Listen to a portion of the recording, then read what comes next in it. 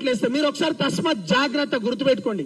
కేసీఆర్ గారు కూడా గతంలో అనేక సందర్భాల్లో చెప్పారు, చాలా రాజనీతిజ్ఞుడు విఘ్నుడు, బంజారా బిడ్డలు ఏకపక్షాన ఓటేస్తే మేము ఈ అధికారంలో వచ్చినాం అన్నారు. బాజాప్తా చెప్తున్నా, ఆ ప్రభుత్వం అప్పుడు విస్మరించింది కాబట్టి నేను ఫామ్ హౌస్ లో కూర్చోబెట్టినాం.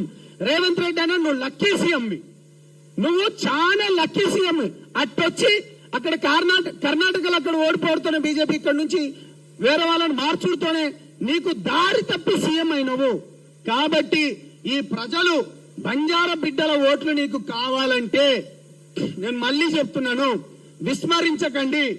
ఇప్పటికీ నీ తమ్ముళ్ళ లెక్క హితబోధన చేస్తున్నాము, నీకు ఒక తమ్ముళ్ళ లెక్క నీకు చెప్తున్నాం, మంచిగా చెప్తున్నాము. మీ ఇంటెలిజెన్స్ రిపోర్ట్ కూడా ఇక్కడనే ఉన్నారు, ప్రతి ఒక్కరిని తెప్పించుకోండి. మా గురించి మీకు తెలుసు, బంజారులు పాత తరం బంజారా బిడ్డలు కాదు. నేను ముఖ్యంగా చెప్తున్నాను. అంటే నేను ఒక మిగతా అన్ని వర్గాలకు ఏ విధంగా చూస్తున్నారో దానికంటే జనాభా నిష్పత్తి ఎక్కున్నది. 100 మందికి ఉన్నోనికి కూడా ఒకటే ప్లేటు, 10 మంది ఉన్నోనికి కూడా ఒకటే ప్లేట్ అంటే ఇది కుదరదు రేవంత్ రెడ్డి గారు.